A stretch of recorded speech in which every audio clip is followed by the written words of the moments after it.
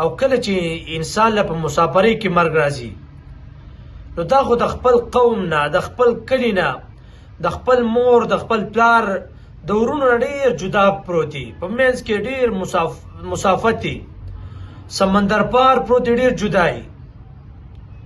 و چې کله دې له مرګ راشي، فرشته د مرګ له راشي، نو په دې باندې جړا څوک نه وي، هېڅ څوک نه وي ده ته تکلیف وي، دا سوچ کې چې یا الله زما څخه خپل خپلوان نشته.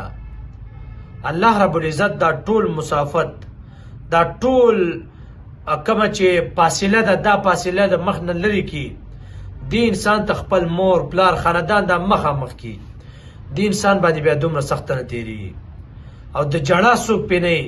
قسم دی الله دومره خفه کېږي. الله رب العزت فرشتو ته وایي ای فرشتو تاسو په دې انسان باندې او زما په دې بنده باندې وجاړئ چې دې بنده ته دا محسوسه نه شي چې زما څوک شته نه دی. الله داسې ذات دی.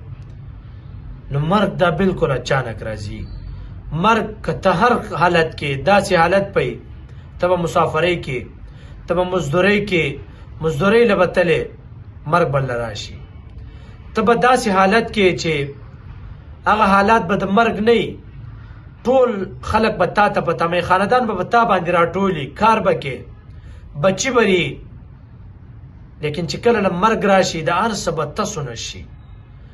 نو هر حالات کې د الله رب العزت د مرګ ته بالکل به تیار اوسېږي.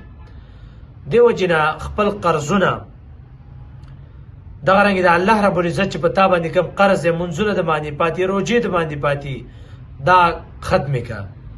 که د چا د باندې قرض وي، قرض ورکړه، ځکه د مرګ دې پته نه لګي. یا خلک ولیکي وصیت، دا هر څه ولیکي چې ما باندې دومره پیسې دي، ما باندې دومره دي، ما په چا باندې دومره دي. دې وجې نه لیکل دا ډېر ښه شی دی. که سبا له مړم شي نو که کاپي څوک وګوري دا پیسې خو به دې ورکړي که نه، که مونځ نه قضا شوي دا مونځ پدې خو به ورکړي که نه.